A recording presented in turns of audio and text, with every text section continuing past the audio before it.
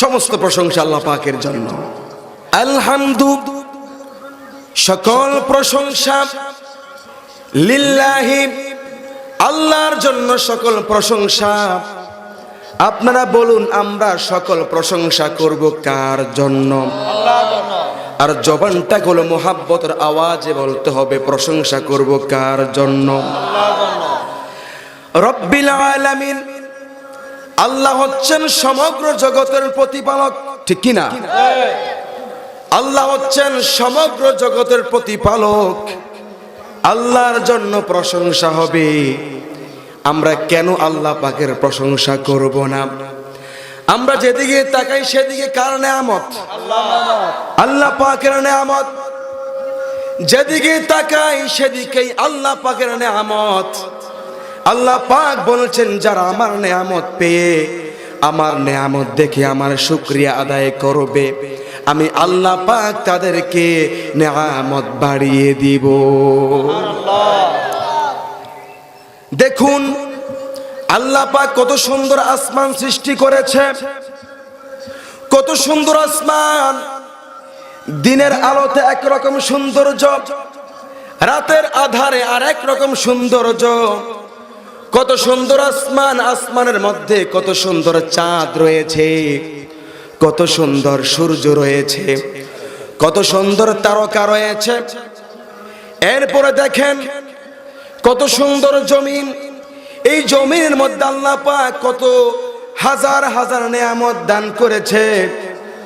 কত সুন্দর জমিন।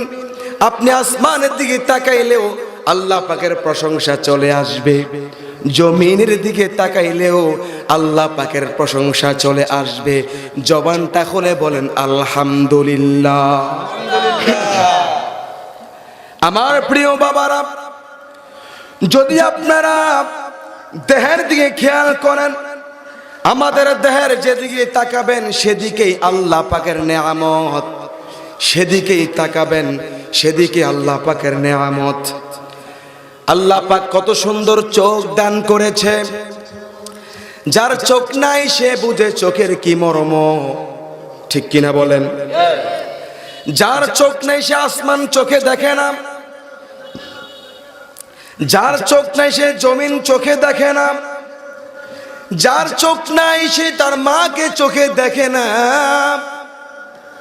যার চোখ নাই সে তার বাবাকে চোখে দেখে না, ভাইকে চোখে দেখে না, বোনকে চোখে দেখে না, বিবাহিত হলে স্ত্রীকে চোখে দেখে না, স্ত্রীকে কালো না সুন্দর, লম্বা না খাটো, চিকন না মোটা, অন্ধ ব্যক্তি চোখে দেখে না, এমনকি তার সন্তানকেও চোখে দেখে না।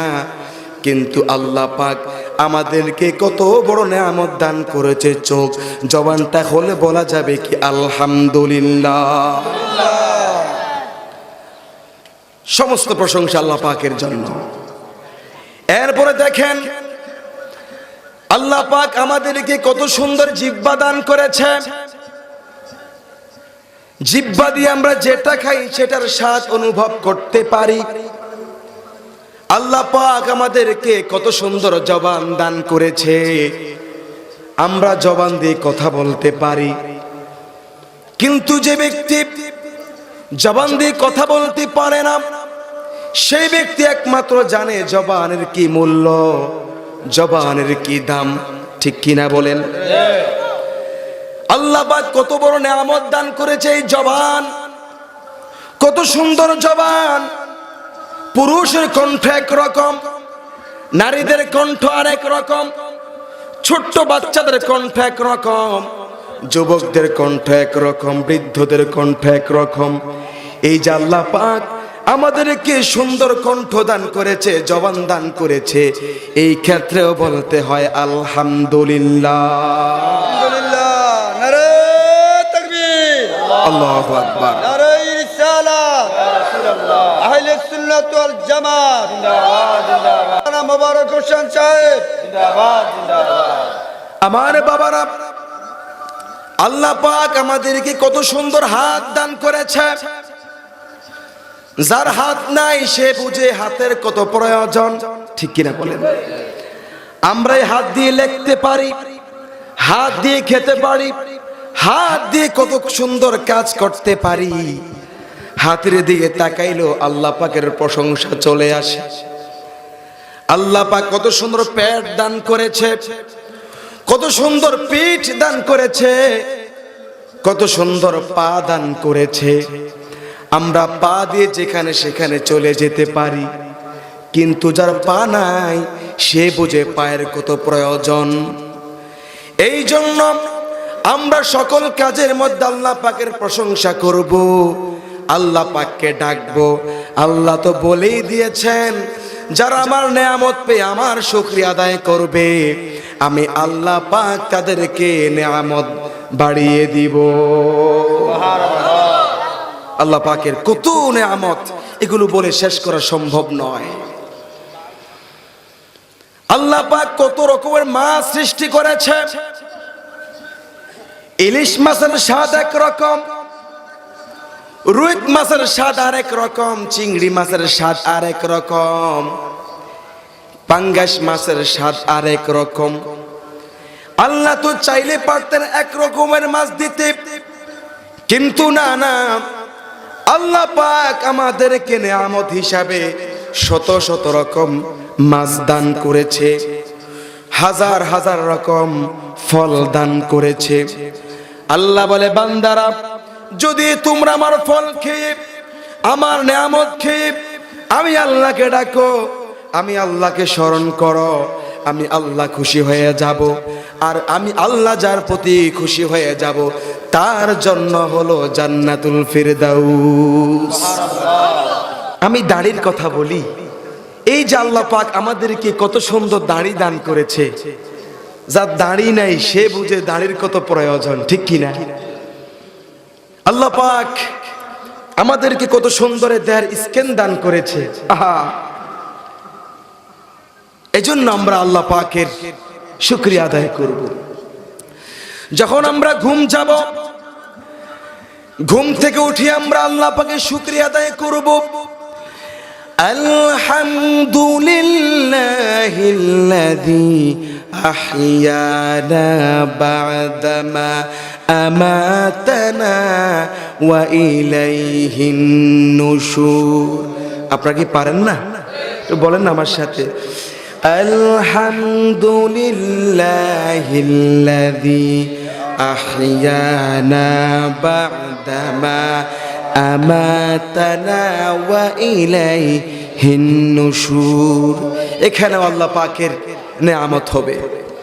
কত মানুষ ঘুমের মধ্যে মারা যায়। আল্লাহ তো চাইলে পারতেন আমাকেও ঘুমের মধ্যে নিয়ে যেতে, কিন্তু আল্লাহ পাক রব্বুল আলামিন আমাকে ঘুমের মধ্যে মৃত্যু না দিয়ে আবার সজাগ বানিয়েছেন, জাগ্রত করেছেন। সেই জন্য আমরা আল্লাহ পাকের শুকরিয়া আদায় করব। রাজি আছেন কিনা মুসলমান? আমরা খাবার খাবো, আল্লাহ পাক আমাদেরকে খাওয়ায়। কেউ আমাদেরকে খাওয়ায় না। অনেকে মনে করে বাবা খাওয়ায়, মা খাওয়ায়, ভাই খাওয়ায়, বোনে খাওয়ায়, কিন্তু বলুন আপনারা আমাদেরকে খাওয়ায় কে? আল্লাহ। খাওয়াটা কার নেয়ামত? আল্লাহর। আমরা খাওয়া শেষ করে পড়বো শুকরিয়া তান, আলহামদুলিল্লাহিল্লাযী আত'আমানা ওয়া সাকানা ওয়া জা'আলানা মিনাল মুসলিমিন। খাবার শেষ করেও আমরা আল্লাহ পাকের শুকরিয়া আদায় করব। সুবহানাল্লাহ। যদি কেউ বলে মুরব্বি কেমন আছেন, আল্লাহর বান্দা হিসাবে বলতে হবে আলহামদুলিল্লাহ, আমি ভালো আছি। আমাদের সমাজের মধ্যে অনেকেই যদি জিজ্ঞেস করে কেমন আছেন, আমরা বলি ভালো আছি। ভালো রাখার মালিক কে? আল্লাহ। সুস্থ রাখার মালিক কে? আল্লাহ। শুকরিয়া হবে কার? আল্লাহ। যদি কেউ জিজ্ঞেস করে ভাই কেমন আছেন, হুজুর কেমন আছেন, ইমাম সাহেব কেমন আছেন, নেতা সাহেব কেমন আছেন, ডাইরেক্ট বলা যাবে না ভালো আছি। আগে শুকরিয়া হবে কার? আল্লাহ। বলতে হবে আলহামদুলিল্লাহ, আল্লাহ পাকের শুকরিয়া, আমি ভালো আছি। রাজি আছেন তো ইনশাআল্লাহ? আমি শুধু একটা আয়াতের মধ্যে আছি, আলহামদুলিল্লাহি রাব্বিল আলামিন। ওই যে বলেছি আল্লাহ পাক অসুস্থতা দিয়েছে, যখন আমরা অসুস্থতা থেকে সুস্থ হব তখন আমরা আল্লাহ পাকের শুকরিয়া আদায় করব। যদি কেউ বলে এতদিন পর্যন্ত তুমি অসুস্থ ছিলা, ভালো হলো কিভাবে, আমরা এই কথা বলবো না ডাক্তারের ওষুধে আমরা ভালো হয়েছি, বরং আমরা বলবো আলহামদুলিল্লাহ, আল্লাহ পাক আমাকে সুস্থতা দান করেছে। মুরব্বী বাবারা, আপনার ছেলে বিদেশে আছে, যদি কেউ বলে আপনার ছেলে কেমন আছে, ডাইরেক্ট বলা যাবে না ভালো আছে, বলতে হবে আলহামদুলিল্লাহ, আল্লাহর দয়ায় ভালো আছে। এখানে কেন আল্লাহর শুকরিয়া আদায় করব? তার কারণ হচ্ছে আল্লাহ পাক যদি ভালো না রাখে, কারো ক্ষমতা নাই ভালো থাকার, ভালো রাখার মালিককে। এজন্য সকল কাজে আমরা আল্লাহ পাকের প্রশংসা করব, আলহামদুলিল্লাহ।